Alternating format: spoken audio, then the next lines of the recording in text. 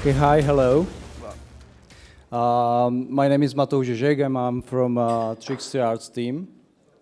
We've been doing indie games for several years already, and usually huge companies, they don't talk much about their failures. So I was thinking about how we can share some of ours, because we did a lot of them, and this presentation will be full of fails. And I'm not just saying that because I would like to you pity me or pity us. I'm saying it because we learned from that a lot, and I thought that it might be useful to you to see what we've learned from our mistakes, and you didn't need to make them again. So I will start with my first indie project, which was pen and paper RPG game. It was not a video game, but it was an indie one. Because it was in 2007 when I started working on this, and there were an indie revolution in pen and paper games were a bit before than it was in computer games. So I was I said okay, so in Czech Republic there's no new indie pen and paper RPG game, so I will make one. And it was called Střepy snu. It can translate to Dream Shards or sort of something like that. And I worked on it for 2 years. I was at university and took $6,000 to print all the copies for the book and release it in 2009 and received pretty nice reviews, and people liked the game, but it didn't sell actually. So it sold some, but not enough for me to get the money back. So I was like, no, I deserve to be successful. Yeah, and it was pretty naive, right? And it was probably pretty arrogant to think that my first project will lead to any success. But I would trying at least. So what were lessons from that? The first one is that audience is really important, and this can be as well used in video game, indie gaming, that you really need to know who's your audience, if it's big enough or not, and who you are selling, because the game I created was in Czech. There's only so many players in Czech Republic. There were quite a lot of them in 90s, but in 2009 there was not so many of them. And even though the game was critically acclaimed, it didn't sell much. So really think about your audience. And but what I learned as well is I tried to put into the game something that was more and that was not necessary. I tried to put there little stories, ideas, suggestions for players. I really cared about these players. I was thinking how they will play the game and really try to put more for them. And they prized it, and I decided I will do this in future projects as well, putting little bit more than it's necessary. And after this fail, I was 23, and I had a burnout for a year. I was not able to come up with any good ideas, and I was yes, I was going to work, but after that I was just lying in a bed and doing nothing. And it took a year, I was 23, so it was pretty early age, and it was very tough time for me. And why I'm saying that is if you are when you are in an indie development, it's pretty easy that you are overwhelmed by responsibilities and all the things, because you do a lot of stuff like marketing, business, HR, and everything. You are doing it because there's only so many people in little indie teams. So, and then burnout is pretty, sneaky enemy, and it can appear very soon. So there were 2 reasons I was burnout. The first one was because I literally worked too much, because at the same year I was working almost full time. I was finishing my bachelor's degree at university, and then I was writing this game. And the second reason were probably because my ambitions were really high. I really expected that I will succeed. So you might be beware of that. I in parallel worked in 2K Czech, and obviously it's not an indie company, right? It's we worked on Mafia series, so it's pretty AAA IP. But I as well took some interesting experiences from that might be useful to you as well. So I found while working with all these like people that were older than me and they had pretty good skill, that skill really matters. And it obviously it's quite obvious like skill matters, right? But I decided that I really in the future I want to work more with these skilled people. I don't need like too much of them or too many of them. I want like at least few who are really skilled, and as well I really need to work on my skills also, my skills too, because they are really important. So we're trying to like really trying new things and improve whatever I was trying to achieve, well, whatever. Then yeah, I bet that probably most of you who started in gaming industry, you started because you thought that making games are fun, and usually it is. But the more I was writing games and working on games for free when I was at high school, and then it became my job, and it started being less and less fun. So I was really thinking hard, like how to make the like creation of games fun again. And it was a long process, and it needs too many things. But I realized that I really want to bring fun into creating games again, because in these huge companies, it's pretty difficult to having fun. Not in all of them, obviously, but whatever. Then I found out as well that creative freedom is very important for me, because I really need to make my own mistakes and learn from them, and it's very difficult when there's too many people telling you what to do and how to do it and so on and so on. And I need to try things out, and if they work or not.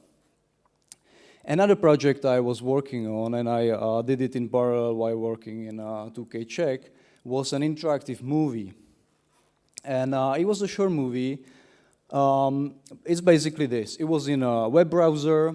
It was about 10 to 15 minutes, and the goal was to chat up a girl. You go into a bar, it's like first person, and there's a girl, you try to chat her up, she has like tricky questions, as girls do, and you need to reply pretty fast on that. And it was in Czech, by the way. It was called Interande, which is short of like interactive date. And it was kind of successful. By now we have 1.4 million views in Czech Republic. Like Czech Republic has like 10 million people. Probably Slovaks watched it as well. There's like 5 or 6 million Slovaks. Don't know exactly, like whatever. And yeah, but this was for free. It was an experiment. We were just like, well, we will try to do an interactive movie, and it was a very fun thing to do. But actually, it didn't earn enough money, like any money, actually. So we decided, well, it's successful, so what do we do with that? And we formed the Trickster Arts team, and our goal was, we will sell these things as commercials for huge companies, that like a company will come to us, we will create an custom interactive movie for them, and like get money. And but it didn't work. I was like, no, why again? Because I left 2K Czech to do that, and it fell flat. So it's like, okay, so fine. So what can we do now? So we tried to translate it in English, and we put it on iPhones. We said like, yeah, there's pretty huge market with our iPhones, so we will release it on them. And as you might expect, there were almost no sales. And we sold it for $1. It's not much, but you know, like actually it was like 400 copies, so it was probably more than average indie gamer earns a year. But we were trying to achieve something, we were aiming somewhere higher. So I decided that probably this is not the way I should go, and I said like, okay, so I'm making games, I'm a designer, I'm a narrative designer, so I should be really doing that and try to earn money by that way. And there's some lesson, whatever. Okay, so I will go, I'm sorry. So let's go fast through this.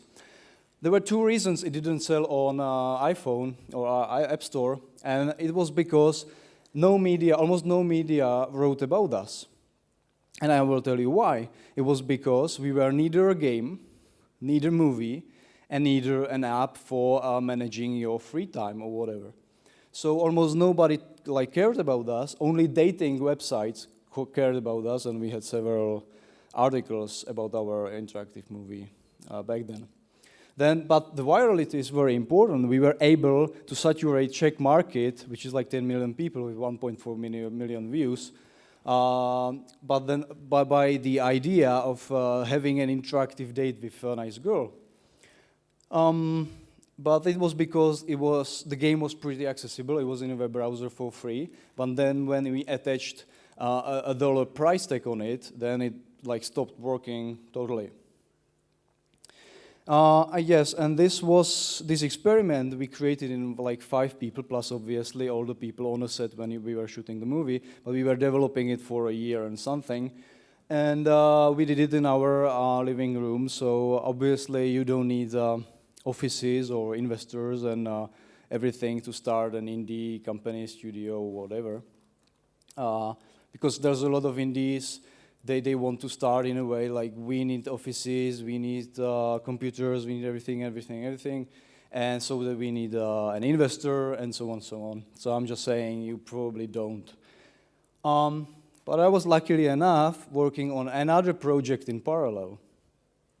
And the project was Hero of Many, released first on iOS and Android, and then later on PC. And the game is basically this. You are a small ball in an underwater cave, and it's like kind of an atmospheric, flowing type of game. And the basic idea is you are pretty vulnerable, but you lead this flock of fishes or tadpoles, and they follow you, and they fight for you. So they care about you, and they protect you, but on the other hand, you need to collect them and take care of them. And it creates an interesting relationship, a bondage between you and them, and this was probably the experience that helped us being pretty successful with that one. So Hero of Many received pretty well critical acclaim. We were about 90 out of 10 on average. We were featured by Google, and it was first time in my life that it earned some money. And yeah, it earned enough actually for us to spend another 3 years making indie games. So what were lessons from this? That we obviously, we are a very, very small team. It's just few guys. And we obviously don't have an army of programmers or neither artists. So we were okay, so we are not big, so we need to be really, really smart and really think how we can deliver interesting experiences that could be done very cheaply and in a very simple way. But actually, as you will see very soon, we were not always as smart as we thought we were. Actually, betting on more cards is better. What I mean by that you definitely need a business strategy right now, because it's very difficult to sell any indie game on any market. And so you at least, well, if you do everything right, you at the end will go to a huge wheel of fortune, and you will just spin the wheel, and then you will wait if it worked or not. And if you don't do everything right, you never get even to the wheel of fortune. And so betting on more cards, I wanted to say that our strategy was we will be released on cell phones, but the game needs to be good enough to be then sold on Steam, and probably good enough to be picked for any kind of bundles and so on. So we had 3 or 4 different ways how to get income from the project. And we really needed to be very fast and proactive, because when I left 2K, I had only money for 10 or 12 months of living, So we had only about 10 months to produce the game, and we did, actually. It was done in 10 months, and in like summary, it was 20 man-months. And if there are some producers, they can probably imagine how low the 20 man-month number is. Okay, so this was kind of unsuccessful. And we say, oh, we can do better than Hero of Many. And also, we said that we could do bigger. So we started another project, and what I will show you now is something that I never showed to any public before. And it was our project Elements. I'm sorry. And there's just one picture, and the basic idea was this: you are a fire. That was the punchline. And you are a fire, and I quite liked it because the fire is either constructive and either destructive element. And it was very good for story and even experience purposes. But then it gets more and more complicated. There are these alien type of robots that are trying to destroy the planet, and there are these polygonal animals that you are trying to protect. And as you might guess, it was very difficult to explain this to anybody. And so it totally works in my mind, but when I show it to people, they were like, oh, wait, what? There are robots, but an animal, you protect them, but you are fire. Like, just what? And actually, this was, it had a polygonal design graphics, and it was way before there were so many polygonal games. Right now, there's too many of them, but when we started with that, there were one or two. Yeah, so this was difficult. And so what was the issue is that the game was pretty big, and to produce all the animations, all these robots and all these things, that and levels and everything would take too much time. And then in parallel with this, the market really changed a lot. And there are people that saying that there's an indie apocalypse, and there are people that say there is not. And you know, like whatever you call it, there's a massive change on the market. Obviously, there's more games, and there's more competition because it's much easier to create a game. So what you can do is like you either go triple I, that you are creating like really very high production value indie game to compete with guys who were successful back in 2009, earned a lot of money, and having huge teams to creating their dream indie games. And we probably cannot compete with them. So we decided we need to go with market, and with mobile it meant free to play. So because we saw the numbers, and if we would be finishing all these things you see here, the game would probably never earn enough to pay for that. And I was already talking about the concept that obviously the concept for your game needs to be very simple and sticky for people to understand, share it with other people, and then finally play your game. So we were searching for an alternative, and it was pretty, well, I didn't say, we canceled that project if you didn't understand that. We canceled it after a year, and it was pretty tough because like you are working on something for a year, doing almost nothing else, and then you just realize that you have to kill it, and this was pretty tough. And you know that when you are on your knees, probably the only thing you can do is to get up. And this we did, and we started searching for an alternative. And I will tell you that I was going through all my old notes and found an idea. Well, I will tell you this. I'm pretty huge fan of Ghost in the Shell and these movies and series and manga. And I had an idea like, how about there would be a game about hacking in cyberspace, but very different to what other games are, like our similar games are, with no source code, with no command lines, with almost no text whatsoever.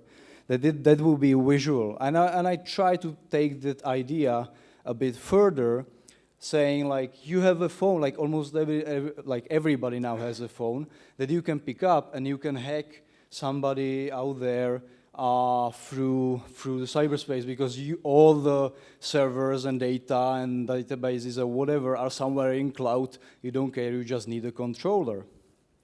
And we thought like this is a game that we would like to make somehow. And actually today I would like to announce our brand new game that's called Hackers. And the concept is very simple. You play a hacker, like futuristic hacker. You build a 3D network through a visual interface, and then you hack another players worldwide. I will show you a video so that you can understand what I mean by that. Oh.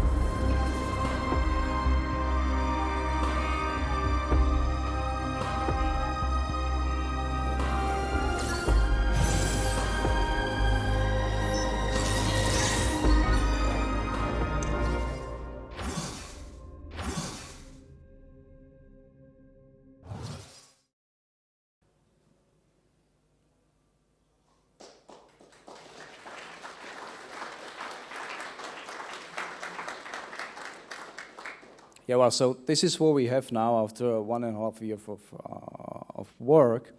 And what it basically is that you create this 3D network, and well, we know that there are games out there where you build a town or a village and then you raid the villages of other people. We know that pretty well, but we really wanted something that feels different and plays different. And the first thing was that I really didn't want the main network to be flat, to be like a chessboard. I really wanted it to be a 3D so that you can spin around it, you really feel that it's a living thing. And yeah, then we were really hard trying to find out an interesting hacking, like pseudo-hacking game mechanic that would be interesting enough, with enough depth, but still really easily accessible and easily accessible. That's it. And yeah, so you basically, by playing the game, you're trying to overtake the network and make it thread into your color and download all the resources and data that the other player might have there. I was really trying to, as a designer, to put some narrative there and then move, as I said before, I wanted to put something more that was not necessary, but I would like to have it there. And the idea is this: you have this network and this globe, and these are real players that you can fight around the world. And so the narrative is this: it's very simple and meta, that there's a first world cyber war, and you are fighting for your country, like real country, in this war. So this is like one level of that. And the second idea there is, on the top there's a news box where there are news flowing, and these news are very related to issues, problems, and discussions that are very recent about cyberspace, about ciphering things and internet neutrality and so on and so on. And even though the world is fictional, it's kind of related, and when you are playing a game, you are in touch with these usually very complicated issues. So, and we feel that this is important and they should be discussed. So we think if there's enough players playing this game, they might get in touch with these things. And they probably already are interested in if they download a game called Hackers. So we have more than that. The game is in a beta phase now, and whoever you would like to play, there's already like several people who already played the game in the audience. And so go to hackersthegame.com. There's a beta access form, just fill it in, and we will give you a promo code or code to play the game. Actually, it's free to play with microtransactions. So if you want to play free, just play free, and that's it, basically. Thank you. That's all for me today.